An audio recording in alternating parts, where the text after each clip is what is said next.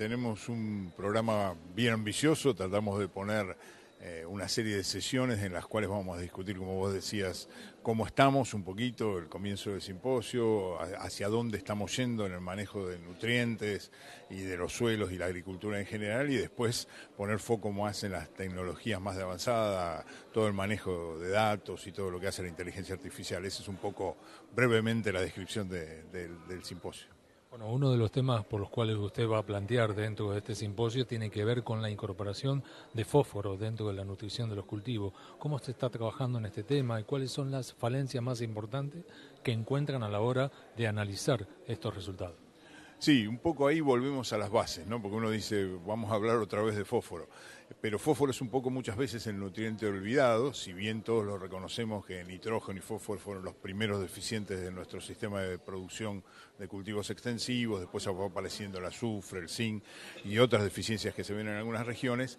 Siempre por ahí el fósforo un poco lo dejamos de lado y nos concentramos de repente más en nitrógeno. Es correcto, nitrógeno es el que define el rendimiento, pero siempre decimos que fósforo es la base de un buen cultivo, hace los cimientos un poco, para hacer una metáfora, ¿no? Y la aplicación de fósforo siempre está en deuda un poco con los suelos, ¿no? Siempre apelamos a tomar mucho o extraer más fósforo de los suelos de lo que le devolvimos, entonces hablamos de balance de nutrientes en los cuales se devuelve el 50% del fósforo de lo que nos estamos llevando en granos. Fertilizar ha hecho un poco foco en eso con una campaña que se llama Sumá Fósforo ya desde hace algunos años y bueno, hoy queremos presentar un poco algunos resultados, algunos trabajos que se resultaron de esa campaña y también reforzar un poco cómo estamos manejando fósforo y a qué deberíamos apuntar en los próximos años. Y en esos resultados, digamos, a los cuales ustedes llevaron adelante y bueno, hoy lo van a presentar aquí en el simposio, ¿cuáles serían aquellos resultados positivos y aquellos resultados que hay que mejorar, digamos, en esta cuestión? Decididamente lo que hay que mejorar es el tema de la aplicación, ¿no? No podemos seguir con estos balances tan negativos, seguir sacando y no aplicar. Hay muchas zonas o muchas localidades o suelos que tienen buenos niveles de fósforo, entonces uno dice, bueno, obviamente en esas condiciones no es necesaria la aplicación del nutriente, pero 2/3 de toda la región de cultivos extensivos, yo no estoy hablando de pampas nada más, hablo también de NEA y NOA, estamos con niveles bajos. Entonces ahí claramente lo que se propone es hacer el diagnóstico correspondiente, que en el caso de fósforo pasa ineludiblemente por un análisis de suelo antes de la siembra, saber ubicarnos cuál es el nivel de fósforo extractable que tiene ese suelo y a partir de ahí generar una toma de decisión.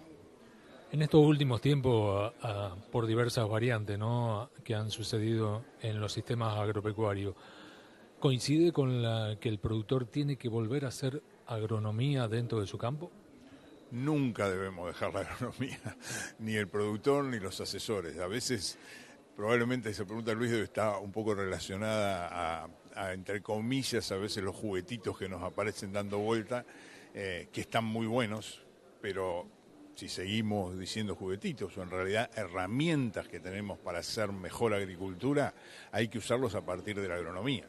Digamos, nos simplifican el manejo agronómico, nos mejoran el manejo agronómico, pero la agronomía va a seguir siendo la base y justo hablamos recién de fósforo, fósforo es un excelente ejemplo, es una práctica, una herramienta de análisis de suelo que es muy antigua, lamentablemente en Argentina solo se analizan el 20 al 30% de los lotes en los cuales se está trabajando, deberíamos seguir enfatizando eso, lo venimos haciendo, vos sos testigos ya de hace muchos años. Necesitamos saber más de cómo está nuestro suelo para saber qué necesita nuestro suelo para satisfacer las demandas del cultivo y los cultivos que vamos a ir implantando. Se va a tratar un tema muy particular que tiene que ver con la incorporación de la inteligencia artificial en la nutrición de los cultivos. Bueno, ¿cómo se está trabajando en esta temática y cómo el productor de hoy debe tomar conciencia de esto? Bueno, es una temática que está avanzando muy rápidamente, está todavía, como uno podría decir, en pañales. En la parte de investigación se está avanzando mucho más rápido y lo que está llegando al productor ya se empezaría a ver que sería lo que herramientas, ¿no? Las herramientas que tienen soluciones. O sea, el productor va a empezar a ver algunas de las herramientas que se testean y de las que más tienen soluciones son las que van a llegarle al productor. Por ejemplo, estamos viendo la parte de aplicación selectiva, ¿no?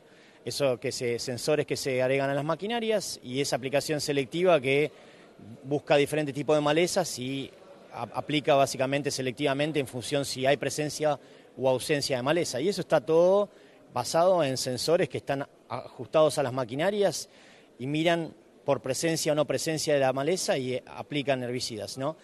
En ese caso, el productor, en muchos casos, lo que es importante para él es entender que en la toma de decisiones con tecnología se empieza a basar mucho más en data, en información. Y eso es importante, que ellos empiezan a entender que la cantidad de información que se pueda colectar de los campos va a ser mucho más eficiente para ayudar a la toma de decisiones. De esa manera se va a encontrar una mayor precisión a la hora del rendimiento de los cultivos. Sí, en algunos casos, nosotros hablamos de, siendo idealista, uno siempre habla de mejorar, aumentar rendimientos, pero en muchos casos se habla mucho cuando hablamos de agricultura digital o de precisión, de ser más eficientes en el uso de insumos, o sea, reducir el uso de insumos o buscar formas de aumentar la productividad en zonas de lote donde realmente necesitan más aplicación y zonas de lotes que necesitan mucho menos. O sea, es un poco más la parte de reducir los costos. De alguna manera u otra, el productor lo que va a tener prioridad en esto, en la inteligencia artificial, es que va a tener mayor precisión a la hora de determinar cuál u otra maleza se está apareciendo en su campo y también cuáles son los principales nutrientes que debe reponer en ese campo, ¿no? Claro, esos son algunos de los puntos que vamos a discutir hoy, que hay uso de imágenes satelitales que van a empezar a darnos quizás información sobre problemas de nutrición.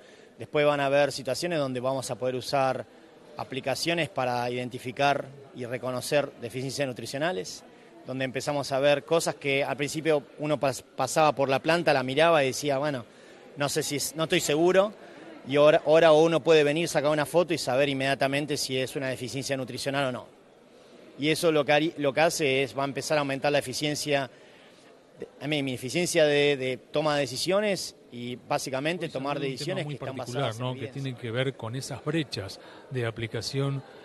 ¿Cuál es el análisis que ustedes hacen a través de esta presentación hoy en el Simposio de Fertilidad y cómo están esas brechas que el productor debe tener en cuenta? Bien, lo que hacemos es el análisis en cuanto a las brechas de aplicación en un país donde el uso de fertilizantes ya es una práctica inherente a los sistemas de producción, que en el escenario de los cultivos anuales soja tiene un nivel de uso cercano al 65% de los lotes se fertilizan y los cereales están cercanos al 90%, es decir, hay reconocimiento que falta de nutrientes significa menor productividad, menor eficiencia en el aprovechamiento de los recursos integrales de los cultivos. En ese combo lo que estamos viendo es que hay diferencias en cómo manejamos la fertilización. Ese manejo de la fertilización es cómo interpretamos los análisis de suelos. Ya pasó la época de la amenaza de perder potencial productivo en Argentina. Hoy el 70% de los lotes con cultivos en Argentina no alcanzan suficientemente la oferta de nutrientes para aprovechar el agua que transpiran año por año. Es decir, los planteos de manejo de la nutrición son planteos de suficiencia. Si no lo aplicamos bien, perdemos producción. El segundo punto es, tenemos un conflicto en cuanto a la logística, oportunidad de aplicación y demanda del cultivo que varía región por región. Entonces lo que tenemos que reconocer es dónde estoy, cuál es mi vehículo, que es el agua que incorporo en el suelo para que la planta lo transpire y que en su incorporación al suelo solubilice el nutriente y lo incorpore en la solución del suelo para que la planta lo pueda aprovechar. Y eso varía por regiones. Entonces el mejor resultado del sudeste de la provincia de Buenos Aires o del norte de la provincia de Buenos Aires no necesariamente en cuanto al momento de aplicación, o la forma de aplicación del fertilizante, coincide con unos kilómetros nada más hacia el oeste o hacia el norte. Entonces es importante reconocer dónde estamos, conocer el ambiente. Y por último, conocer el ambiente significa ser realista. Nos falta análisis de suelo, nos falta ser criteriosos en las expectativas de producción. Si partimos de un planteo de una subexpectativa productiva, nuestra decisión de nutrición va a ser subóptima. Si no tenemos análisis de suelo, vamos a repetir más de lo mismo, pero difícilmente incorporemos otros elementos que pueden estar limitando la producción. Hoy los micronutrientes y el azufre son los tres pilares en que, además de nitrógeno y fósforo, micronutrientes y azufre, hacen a que los cultivos sean de alta productividad en casi todas las regiones del país. Entonces las brechas de aplicación es conocer más, tomar decisiones acordes a nuestros ambientes y por sobre todas las cosas recordar que hoy estamos transitando una situación donde la fertilización insuficiente genera cultivos de menor potencial. Y en esto se está tomando conciencia usted en base a los estudios que hacen, los ensayos a campo y los diálogos con los productores, de que nutrir más el suelo significa tener una mayor eficiencia y un óptimo rendimiento en los cultivos. Existe ese reconocimiento, vemos mucho acompañamiento, los conversamos bastante durante el simposio. Ese acompañamiento es insuficiente porque solamente en 17 años de simposio pasaron 13.000 personas, contando que algunos nos repetimos muchas veces, sobre una población de 200.000 productores. Es decir, la capacidad de multiplicación es bastante limitada. El reconocimiento de un manejo complejo requiere decisiones complejas. A nadie le gusta tomar decisiones complejas, trata de ir sobre lo simple. Y hoy, desde el lado académico, lo que nos está faltando son ingenieros agrónomos. Estamos teniendo una necesidad de formar profesionales que sabemos que se reciben y trabajan. Pero ese trabajo tiene un alcance limitado porque somos pocos. ¿Y por qué somos pocos? Por miles de razones. ¿Y por qué somos importantes? Primero, que es una actividad reservada al título. Nadie más que un ingeniero agrónomo está autorizado y capacitado para planificar una estrategia productiva y por lo cual hacerse responsable de hacer las cosas mejor. Y por el otro lado, poder balancear decisiones muy amplias. Hoy la decisión de fertilización no es solo me conviene o no me conviene, sino cómo lo hago convenir. Por ejemplo, apalancamiento en mercado de capitales, con estrategias financieras, con rotaciones, con asociaciones. Es decir, hay muchas herramientas que superan el análisis de suelo y el lote que tenemos que incorporar porque hoy cada milímetro de agua que los cultivos transpiran no producen lo que tienen que producir. Lo vimos con el ejemplo del maíz, ¿no? Cuando apareció el tema chicharrita, quizás por circunstancias muy particulares, el productor tiene que tomar decisiones inmediatas, ¿no? Pero a la hora de este tipo de análisis es un poco recordar que la agronomía y el trabajo en el campo, precisamente en su establecimiento, es muy importante que se haga completo, ¿no? Es así, las catástrofes, las situaciones extremas obligan a esas decisiones inmediatas. La nutrición es un proceso lento, o la subnutrición es un proceso lento. El suelo es nuestro gran aliado, pero tiene límites. Y también nuestra adaptación de tecnologías para mejorar rendimiento necesitan ser acompañadas con decisiones que acompañen esa expectativa de mejora. Por eso insistimos que el punto de partida es conocer el ambiente donde producimos para poder hacer la mejor estrategia en el uso del fertilizante, pero también en la expectativa de producción y su demanda, y conocer a través del análisis de suelo. El análisis de suelo tradicional de hace unos años atrás es diferente al actual, porque hoy tenemos que incorporar cationes, microelementos en nuestro diagnóstico, ya que con mucha frecuencia número que yo mostré limitando la producción. Resumía el uso de los 6 cultivos principales de Argentina durante los últimos 30 años de agricultura. El déficit de nutrientes, si tomamos nitrógeno, fósforo, potasio y azufre, a valor desde hoy equivale a esos 30.000 millones de dólares. 30 años de agricultura. Fuimos aumentando la cosecha de granos. Imaginemos que al final del 90 producíamos en Argentina 30-35 millones de toneladas de grano.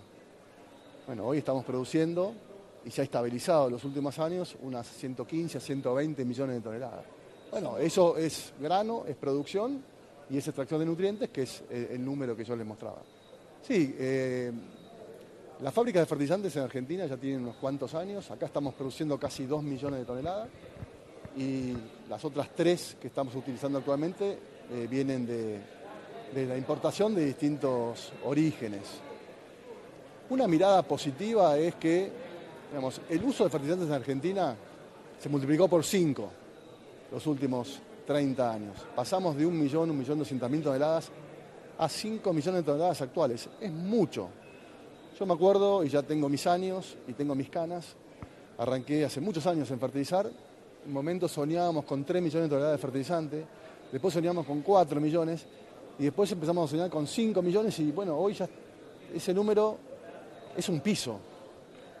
Seguramente que falta y falta mucho todavía, pero bueno, venimos dando los pasos. Esto es un proceso, no es algo que se va a dar de un día para el otro, y yo de alguna manera mostré ese número para llamar la atención, Son 30.000 millones de dólares, es muchísimo dinero, y lo comparaba con lo que el sector agro aportó en retención en los últimos 20 años o un poco más.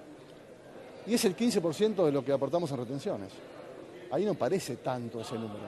Simplemente lo hice no para hacer, digamos, un juicio de valor o, digamos, entrar en una polémica, en una política, sino para dimensionar el número, ¿no? Como para tener una idea de cuánto saldría, digamos, volver al suelo en cuanto a nutrientes a lo que era hace 30 años. Bueno, en cuanto a la producción local, hay algunos proyectos dando vuelta que estaría muy bueno que se terminen concretando.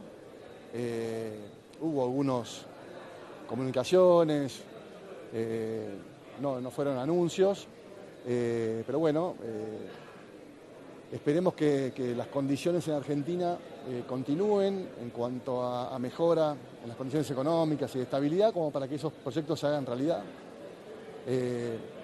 Está muy bueno poder producir el fertilizante que uno consume, pero seguramente vamos a tener que crecer en importación, y ahí vale destacar que las condiciones de importación desde este nuevo gobierno han mejorado muchísimo. La facilidad del proceso, el tema de los pagos, han bajado muy poquito, pero han bajado algunas alícuotas. El año, digamos, 2024 fue mucho mejor que 2023. Y este año 2025 también está transitando muy bien. Yo hablo con las personas que están en el área de importación, logística, y están pudiendo trabajar de una manera, digamos, mucho más normal. Así que creemos que hacia adelante hay muy buena expectativa, y necesariamente vamos a tener que hacer el consumo de fertilizantes, sea nacional o importado. Sí, eso es un tema que siempre traemos a los simposios.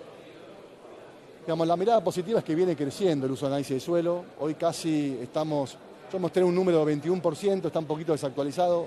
Hoy cerca del 25% de los lotes se muestrean, y hay cultivos donde el muestreo es mucho más importante. Caso los cultivos de invierno, trigo, cebada, alcanza casi hasta un 40% en alguna zona. Maíz, estamos alrededor del 25-30%. Es una herramienta que se viene utilizando cada vez más, una tasa de aumento, digamos, relativamente mediana.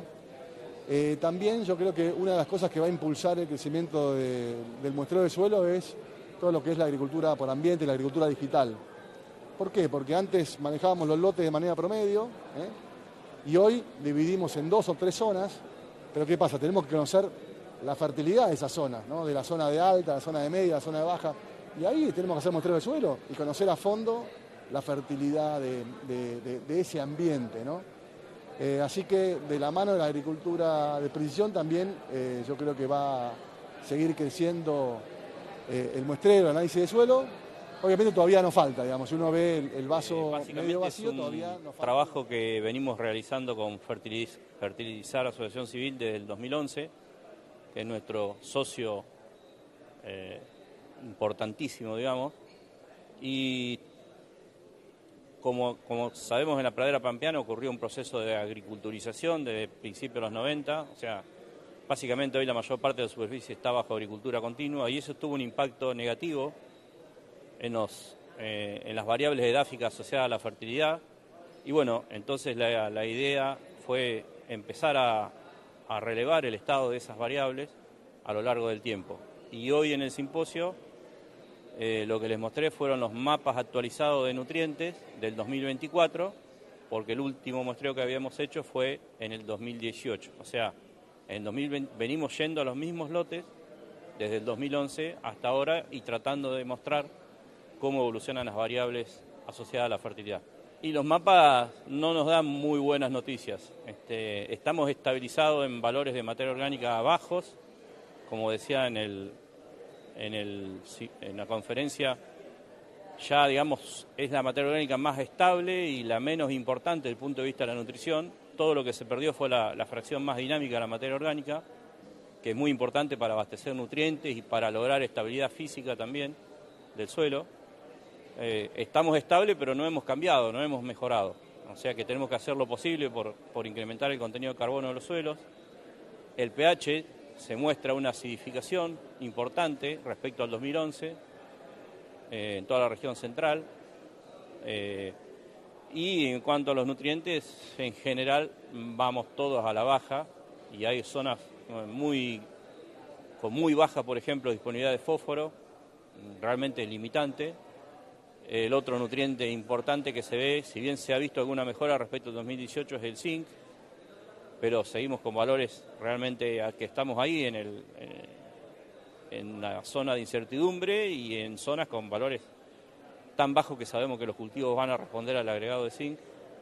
También con el boro se observa el mismo panorama, en general valores bajos, y los nutrientes que empezaron a aparecer y en los que hay que trabajar fuertemente, que ya se empezó a trabajar en el caso del potasio, pero hay que empezar a trabajar, por lo que mostraba hoy, en todo lo que es el calcio, cómo estaría afectando la producción de los cultivos, y el magnesio también fuertemente. En materia orgánica y pH sí, pero con valores muy bajos de materia orgánica. Pero sí hubo un agravamiento en casi todos los demás nutrientes. Lo que es el fósforo, todo lo que es noreste de Buenos Aires y este de Entre Ríos, estás con valores muy bajos realmente, y después la mayor proporción de la región está con valores bajos, medios, digamos, que tampoco son los ideales. Lamentablemente vienen aumentando. Hoy comentaba en el primer trabajo de brechas que hizo el grupo de ecofisiología de Balcarce, mostraba una brecha del 41% más o menos para trigo y maíz, o sea, entre el potencial y lo real, y hoy esa brecha está en el 51%. O sea que han aumentado las brechas de rendimiento, y una causa puede ser, dos causas: mayores techos de producción, y otra causa es que el suelo está cada vez peor en algunos nutrientes. En el NOA existen brechas productivas, no tengo muy en claro el mapa de brechas, pero hay brechas productivas en el NOA y NEA importantes, quizás menores que la región pampeana, porque ahí tenemos por ahí otras limitaciones, pero sí, como mostraban los mapas, empezaron a aparecer zonas, sobre todo en el NOA, con muy bajos valores de fósforo, o sea que eso podría incrementar la brecha si no se soluciona. Y en todo lo que es centro de Santiago del Estero, zonas con muy baja ver disponibilidad. 1.100 personas sentadas escuchando a los mejores, a los referentes en nutrición de cultivos, es de una satisfacción increíble, porque organizarlo no es fácil, pero cuando uno ve que realmente el productor, el asesor, los técnicos, las empresas están buscando cada vez hacer mejor agronomía, es lo mejor que nos puede pasar. Que en vísperas de una campaña que tiene humedad, que hay humedad, que ya no es el problema que tuvimos las campañas anteriores, la gente esté buscando información de tecnologías, eso habla de una campaña que va a ser una oportunidad para los agrónomos para lucirse. Todo bien con los financieros que se lucieron hasta ahora, pero basta de que se luzcan los financieros, nos tenemos que lucir los a que hacemos agronomía. Y creo que es el año, me parece que tenemos en vísperas una expectativa de siembra de campaña de trigo y cebada de fina muy interesante, y la información que estamos presentando es lo que nos acerca a buscar a levantar esos rendimientos, esas expectativas, nos motiva, y bueno, está la información para hacerlo. Los asesores tienen que estar muy preparados. Se trató también el tema de la incorporación de la inteligencia artificial, ¿no? Lo que se viene en fertilización y lo que va a implicar para el productor saber a ciencia exacta cuál es el producto que tiene que aplicar en su campo. Lo que estuvimos viendo en esos paneles es realmente disruptivo, y yo veo a los chicos más jóvenes, la verdad es que yo lo veo y parece, digo, esto es todo un universo nuevo, pero los chicos jóvenes que tienen esta oportunidad de crecer con esto que ya lo traían desde nacimiento, porque hoy hay profesionales de 25 años en el salón que lo traen incorporado de una manera y con una naturalidad, digo, esto tiene que ser a futuro, es lo cotidiano para ellos. Lo que para nosotros es una sorpresa total, para ellos es cotidiano y eso es muy bueno y hay que incorporarlo. Y por eso cada vez es más importante y más relevante el asesoramiento profesional, porque es tanta la velocidad que lleva la información que no nos podemos quedar con un simple análisis de suelo, aunque hay muchos productores que ni siquiera están con el análisis de suelo. Entonces, tener el análisis de suelo es fundamental, tiene que estar, ya ni se discute, ¿no? Me parece que estuviera... Ahora, todo esto también está para incorporar. Y toda esta información, lo que nos decía el doctor Ignacio Ciampiti, toda esta información, este caudal de datos están abiertos, están disponibles, tenemos que aprovecharlos. Un panel muy particular que tuvo que ver con la salud, porque más allá de lo productivo, se tiene que saber también, digamos, que lo que se produce en el campo, cómo debe llevárselo a la dieta cotidiana de cada uno.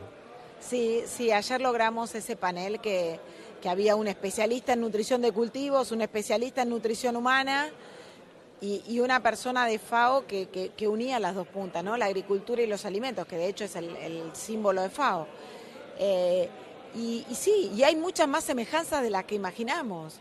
Y hay muchas cosas que la salud humana o que el ser humano, las personas, necesitamos para tener una dieta equilibrada en nutrientes, en minerales, que las podemos resolver o que las deberíamos contemplar cuando sembramos, cuando tomamos la decisión de la estrategia de fertilización. Que un maíz esté bien fertilizado con nitrógeno, con fósforo, con azufre y con zinc, ese zinc va a ir al grano de maíz y cuando tengamos la polenta y en casa nuestros hijos coman polenta, van a estar ingiriendo una dosis adecuada de zinc y no voy a necesitar recurrir a medicinas distintas que tendrán su valor, no lo niego, pero digo, si todos esos nutrientes vinieran en los alimentos que consumimos de forma adecuada, tendríamos mucho menos requerimientos y ni hablar de la gente que no puede acceder ni a las medicinas, ¿no? Sería mucho más universal la solución. Y también es también reflexionar eso, ¿no? Que los que estamos en el campo y en el lote entendamos y nos la creamos de que estamos produciendo alimentos. No es que cuando se va el camión del campo con el grano terminó, no es, hasta ahí llegamos. No, llegamos a la mesa de la gente. Así de importante, así de responsable, así de grande es el impacto del sector, ¿no? Entonces, no termina con el camión que se va en el lote.